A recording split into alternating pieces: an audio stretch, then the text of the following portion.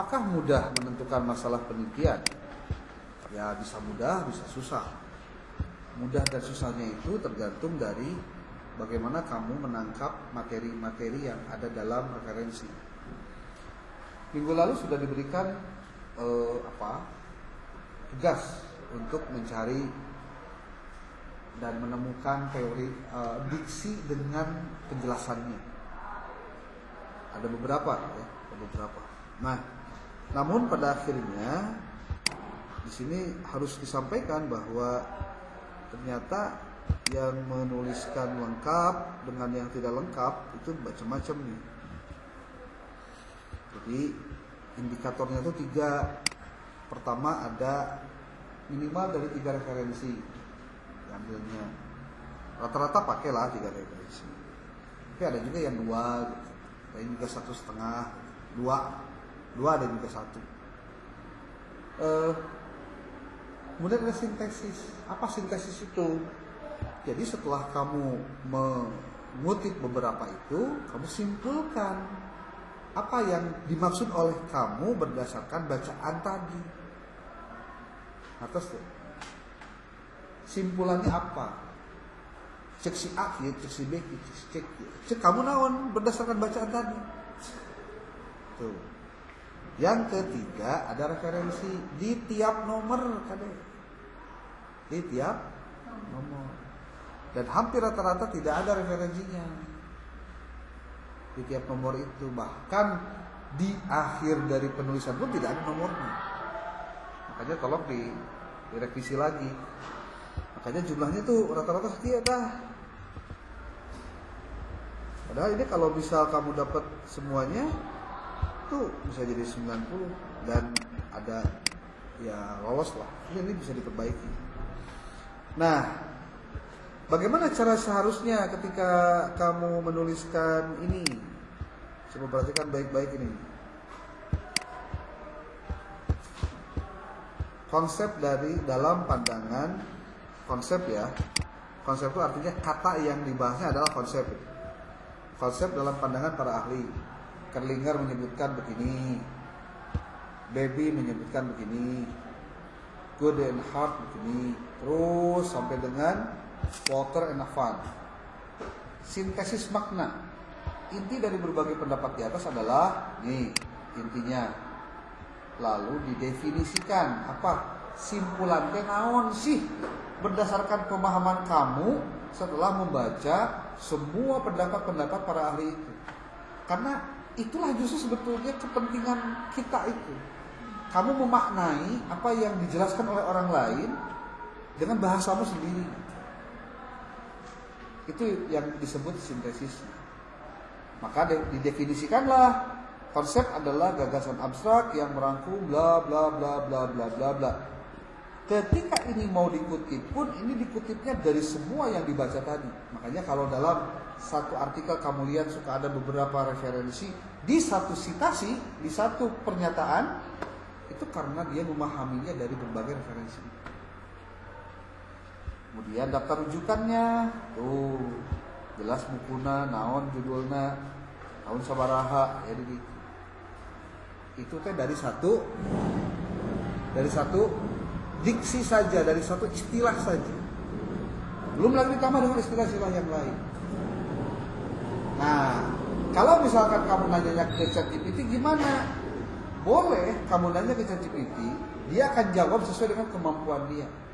Tapi itu bukan yang diharapkan. Yang diharapkan dari mata kuliah ini adalah kamu mengambil dari referensi yang sudah diberikan. Ngerti itu? Contoh, mau tanya tentang apa itu konsep. Kamu upload hiji buku, set. Anda berperan sebagai ahli dalam metodologi penelitian. Mohon baca baik-baik dan hati-hati file yang saya upload. Apakah di buku tersebut terdapat pengertian tentang konsep? Kalau bukunya bahasa Inggris, tulis pakai bahasa Inggris konsepnya. Kalau bukunya dalam bahasa Indonesia, tulis bahasa Indonesia. Dia akan nyari tuh. Biasanya nyarinya pakai halaman. Dapat, simpen, upload lagi buku yang lain. Kemudian dengan pernyataan yang sama, promnya bikin lagi kayak gitu. Ada teh 5 atau genep buku. Ini kan hasilnya. Kumpulkan hasilnya hiji-hiji. Gabungkan. Mohon buatkan sebuah pernyataan yang sistematis, rangkuman dari seluruh pernyataan di atas. Jebret menangkan iya tangke. Jadi mencarinya berdasarkan bukti otentiknya, yaitu bukunya. Ada cara yang juga rada mudah, bukan mudah. Ada cara yang rada rigid, tapi itu akan lebih mencerdaskan. Yaitu kamu searching, kamu kutip, kamu simpan. Kayak gini nih. Tinggali baik-baik. Contoh, di sini sudah ada ini istilah teori. Kamu tinggal kutip nih.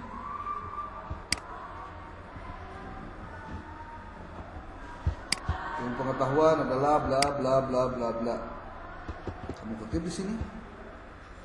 Masukin contohnya ke dalam ini apa sebutnya? Note. Ini dari mana teorinya? Sebutkan di sini menurut W. Bulo. Bukunya Metodologi Penelitian. Kemudian bisa dijelaskan, kamu sudah dapetin tuh ini. Lah nanti kamu lagi cari lagi menurut Schumacher. Contohnya, teori adalah bla bla bla bla bla. Menurut naon, kumpulkan KB asup ke ChatGPT. Tolong buatkan definisi baru berdasarkan dari pernyataan-pernyataan di atas. Klik, dia akan nyusun baru. Jadi bukan begini, kamu nggak ngasih data apapun, terus kamu nulis ya. Tolong dong cari tahu apa yang dimaksud dengan konsep dalam penelitian di metodologi penelitian dari berbagai narasumber atau dari berbagai ahli. Bisa dia menampilkan, tapi faktanya kamu melihat bukunya tidak. Kamu pakai dia ada referensinya atau enggak? Itu. Kenapa harus membuka bukunya tetap? Ada datanya. Jangan sekali-kali ke ChatGPT kamunya enggak lebih pintar daripada dia. Jadi menggunakan ChatGPT itu tergantung pertanyaannya. Maka bertanyalah dengan pertanyaan yang hebat.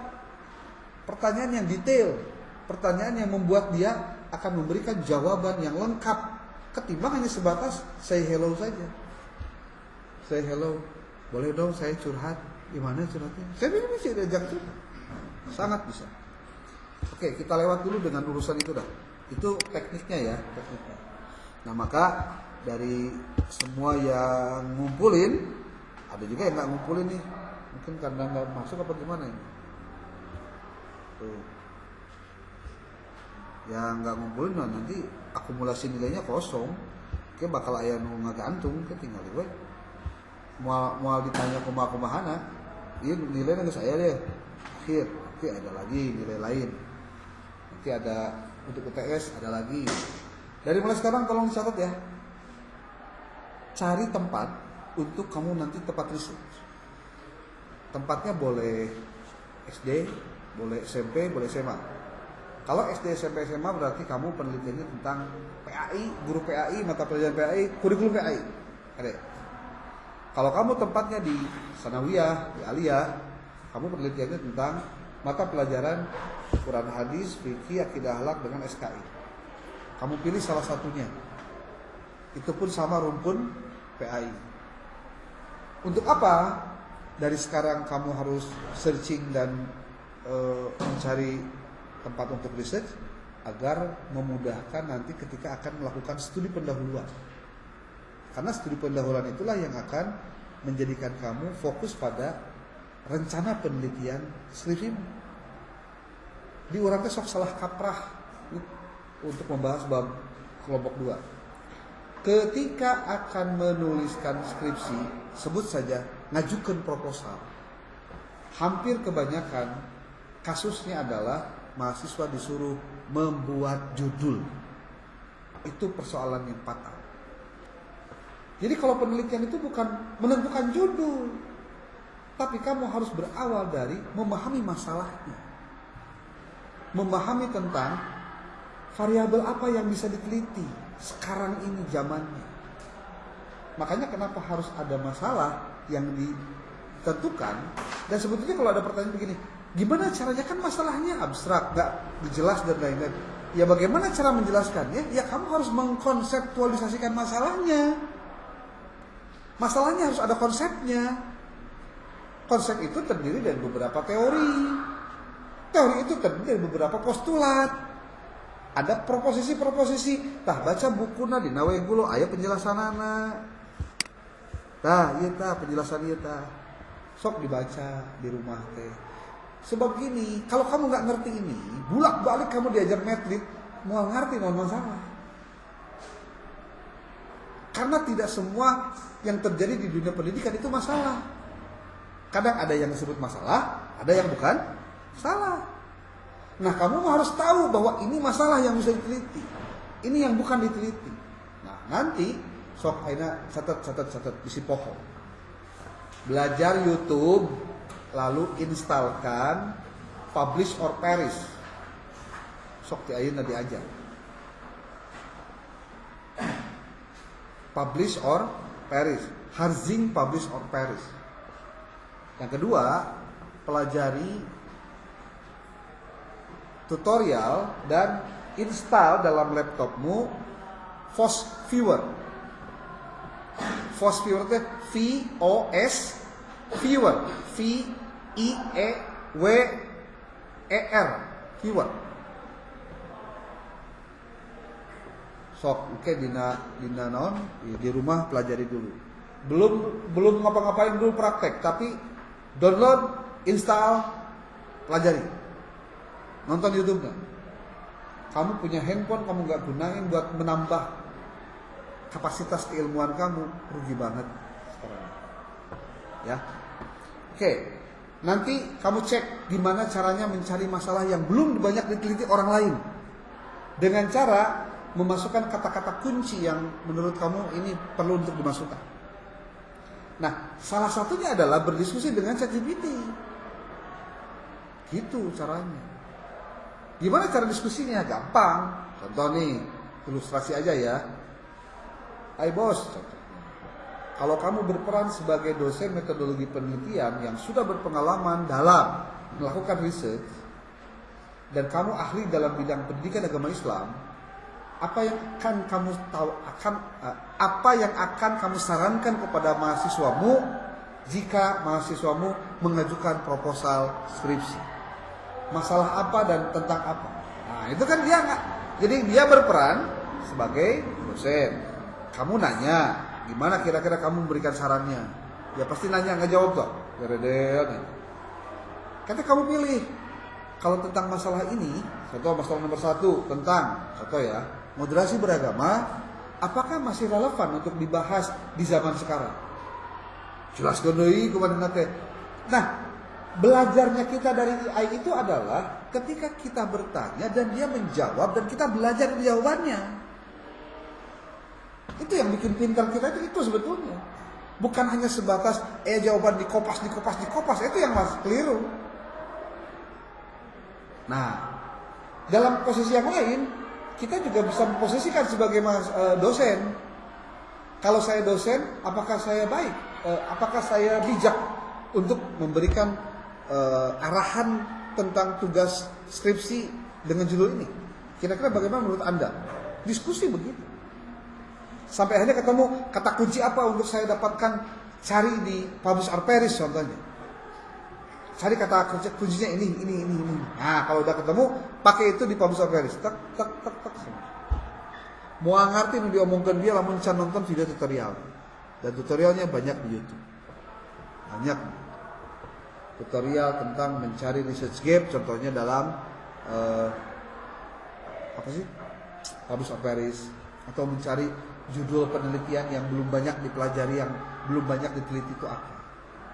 Sebab kalau mahasiswa disuruh cari judul, pasti ujung-ujungnya adalah copy paste dari judul-judul yang sudah ada.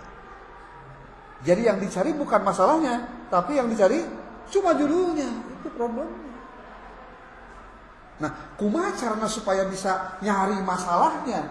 Ya kamu pertama harus baca artikel, baca buku dan lain-lain. Ada yang kedua yang lebih efektif. Kamu ke lapangan, kamu ke sekolah. Nanti ayeuna teangan sekolah anu rek dijadikan tempat riset kamu. SD menang, SMP menang, SMA menang, SMK menang. Sanawiyah, aliyah boleh. MI kenapa enggak? Enggak dulu deh. MI kan ada PGMI masalahnya. PAUD juga kenapa enggak PAUD? Karena PAUD ada PG PAUD. Walaupun beda mata pelajaran sebenarnya, ya. Tapi dalam rangka memperkecil ruang lingkup, fokusnya di sekolah, SD, SMP, SMA boleh. Ada lagi di MTS atau di aliyah. Lembaga pendidikan formal. Jangan lembaga pendidikan yang non formal. Pesantren dapat gak diteliti untuk sekarang, jangan dulu deh. Karena ruang lingkupnya PAI bukan untuk di jenjang pesantren. Jadi kamu tuh harus penelitiannya di tempat yang memang secara apple to apple nyambung dengan prodi kamu sendiri. Gitu. Bisa ya? Karena tempat itu akan nanti kamu datangi. Nah terus di ayeuna bikin surat ke siapa? Ke Kang Iqbal. Kang Iqbal mohon dibuatkan surat sekelompok kelas ini untuk izin melakukan studi pendahuluan dalam rangka penyusunan proposal skripsi. Itu atuh. Nah, anjeun proposal skripsi ayeuna semester genep justru ti ayeuna nyieuna supaya nyaho masalahna, bagaimana cara mengerjakannya. Walaupun nih disclaimer aja ya, pada ujung-ujungnya mahasiswa pada saat menyusun skripsi, ngajian kuliah dosen ngomongna keras juga kieu, untuk pelaksanaan mah kadang-kadang noyon tuh. Mahasiswanya yang milih. Alasan inilah itulah, tuh kok ngomong teh lagu lama cek yang kamu mah kebuka komitmen we. Yang buru-buru beres mah bereskeun buru-buru. Kamu bakal kerasa nanti. Satu teman kamu ngerjakan skripsi teh loba gangguannya. Loba gogodana. Alasanna loba bisa. Yang lebih fatal adalah pada akhirnya jangan sampai kejadian mahasiswa sidang skripsina kabugusur saya. Pembimbing terpaksa harus tanda tangan walaupun skripsina can maksimal. Mau sebabnya? Karena mahasiswa maksa yang sidang. Ari bimbinganna teu. Bimbinganna jarang. Sabulan tanggal ayeuna bimbingan. Bulan hareup geus 2 bulan kakak bimbingan deui. Kejadian banyak terjadi. Makanya hati-hati. Kesempatan itu gak bakal datang 2 kali. Tapi kesempatan hanya ada untuk mereka yang mau berjuang. Tapi kamunya termasuk orang yang mana? Berjuangkah? Atau banyak masalahkah? Banyak alasan? Siapa percaya deh? Gak ada logo masalah deh.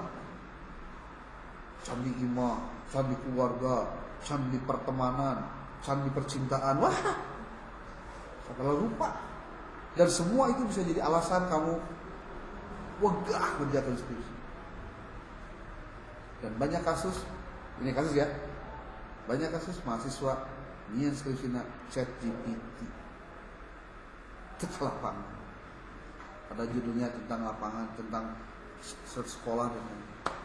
Nah kan apa? Udah orang itu udah jadi pembimbing skripsi itu 25 tahun nanti. Atau 2000 hiji. Mana ngolotok atau maca skripsi, maca tesis mah. Nyaho di mana kesalahan, di mana letak yang biasanya salah, keliru di mana, komo ayeuna make AI. Katingali atuh kumaha AI kumaha itu. Itu dianggap pelek pembimbing teh. Itu dianggap Tenyahonan naon tahu, cuma nggak bisa ngomong tuh. Loba kerohiman akhirnya mah. Hah?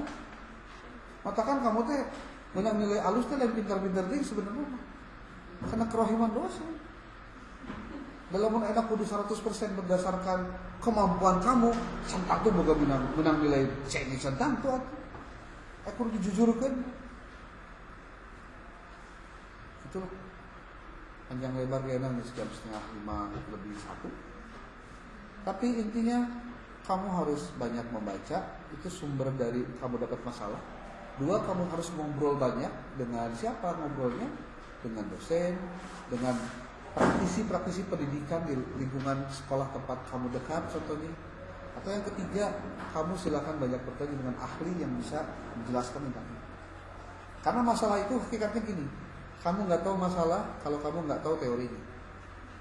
Berarti semakin banyak pengetahuan kamu tentang teori-teori pendidikan, maka semakin banyak pula pengetahuan kamu tentang menunjukkan adanya masalah atau tidak ada masalah.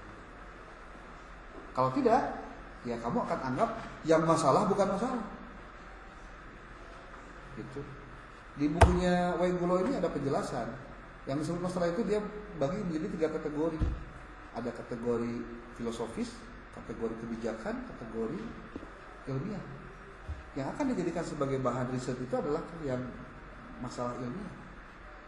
Walaupun sebetulnya masalah filosofis dengan masalah kebijakan pun itu bisa dikaji dalam konteks keilmiahan. Contoh seperti kasus MBG. MBG tahu? Nah, MBG urusannya di pendidikan, ya karena menyasar siswa-siswa di pendidikan. Masalahnya di mana?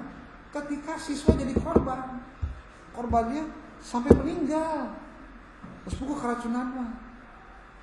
Pernah meninggali berita kasus MBG meninggal, itu hoak apa fakta? Fakta. Di Sukabumi kan kejadian, apa enggak? Hah? Basi kudu nu hari pertama kudu guru aja cerita teh.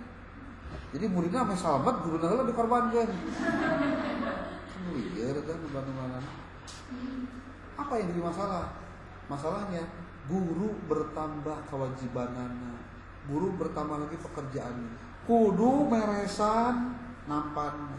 Leungit nampan mah digantian 80.000. Kan goblok. Naon nyebutna goblok? Tapi sebelum guru geus ngajarin geus capek atuh. Hah? Ayeuna kudu urusan gitu. Maksudnya kenapa sih enggak kepikiran bahwa kalau memang ini adalah program yang bisa untuk meningkatkan kesehatan gizi dari siswa, udah kasih aja uangnya ke sekolah bikin kantin, nanti ibu-ibu kantinnya adalah ibu-ibunya dari orang tua murid, sok tinggal nanti ahli gizinya datangin supaya standby di situ, tinggal diatur kumaha lah, lamun teh hayang bergizi-gizi teh. Da makin kanyahoan sebetulnya mah. Makin bergizi itu makin tengeunah sebenarnya. Aslina makin bergizi teh jadi bergizi teh. Naon? Tuareg cenah. Tungtungna dahar deui bakso pan tungtungna bertambah lagi. Apakah itu tidak berdampak terhadap perjalanan pembelajaran? Ya berdampak dong. Banyak dampaknya. Yang belum diriset itu adalah bagaimana hasil pengaruh dari pemberian makan bergizi gratis ini terhadap pemahaman siswa, konsentrasi mereka dalam pembelajaran ketika di kelas. Eta bisa diriset. Lamun eta diriset, kayaknya menarik. Apakah MBG itu memang berdampak terhadap kecerdasan siswa Indonesia, siswa-siswa di Sukabumi contohnya? Atau malah kayaknya bisa biasa deh. Kan niat Prabowo dengan MBG itu sebetulnya bagus, itu salah, halus. Hayang generasi emas 2045 nanti menjadi generasi yang sehat, generasi yang cerdas, halus tidak gitu nama. Kan pada prakteknya Bandung kan omongan akang ya, bisa salah. Mudah-mudahan salah. Bakal nanti akan ditemukan kasus korupsi baru dari MBG. Bandungan.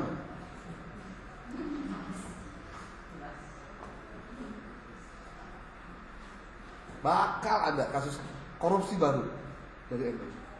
Karena korupsi MBG itu memang gede-gede. Jadi tina aspek kesehatan, nyangkut karena aspek pendidikan, nyangkut karena aspek hukum. Coba berkelindan bisa. Makanya kalau tidak hati-hati, bisa pakai baju orange ya. Makanya ketika kemarin kayak keracunan kayak ada namanya itu si Bunulik apa Dunuk namanya. Dia wakil ketua BGN. Dia diwawancara tanggal 26 hari Jumat. Dia wawancara di TV. Dia memperlihatkan kumaha siklus dari MBG itu.